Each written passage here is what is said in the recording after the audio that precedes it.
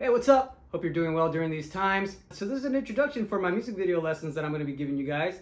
And so the reason I'm doing these lessons is primarily if you just want to be able to write a song, even if it's for your own personal listening pleasure, what you need to know in order to write a song, essentially. What are the rules? At least in the guitar community, I'm not sure with other instruments, it really baffles my mind because I meet a lot of musicians who do not want to learn music theory because their belief is that, oh, if I learn music theory, then that's going to get in the way of like my creativity because I'm going to be thinking about his rules. Which baffles my mind because if an artist were to combine the colors blue and red, he knows that he'll get the color purple, but does this make this person any less artistic? Of course not.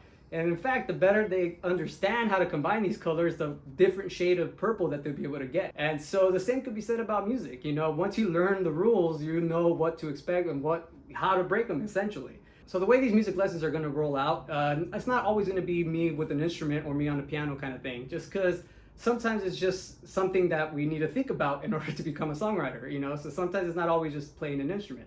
As of right now, most of the music examples that I'm going to be giving are most likely going to be on the piano, just because the notes are more consistent as opposed to the guitar. For example, if I wanted to play the note C or find it, on the guitar, on the lowest string, I have it over here. On the next string, I have it here. And then on the next string, I have it, see? So it's like, it's really all over the place. But as opposed to the piano, you see this pattern everywhere and it always repeats. You'll see 2 black notes together, space, with 3 black notes together, space, and then it just repeats over and over and over.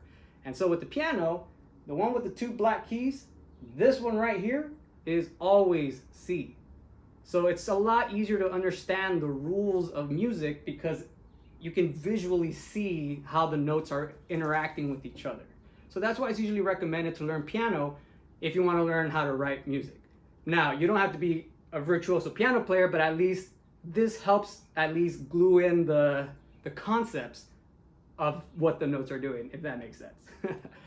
And so lastly, the way I want to roll out these music lessons, I don't want it to be like a typical music lesson that you find everywhere. So I want to go a different way about it, and I'm pretty much going to be basing these off of these 3 books that I have, which are called The Elements of Music, Melody, Rhythm, and Harmony by Jason Martineau. I believe that's how I pronounce it.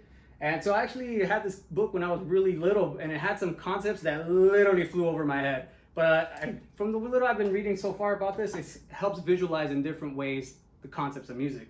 The other one that I'm also going to base it off of is this one right here called The Music Lesson, A Spiritual Search for Growth Through Music by Victor Wooten. Amazing bass player. He's done some insanely sick things that blew my mind. So as soon as I found out he made this book, I needed to read it. And then lastly, the book I'm also basing it off of is this one right here called Theory Essentials by my great teacher who's passed away, may she rest in peace, Connie Mayfield. And so this right here essentially breaks down the actual rules of music and essentially what you need to know if you want to get even into crazier stuff like orchestrations.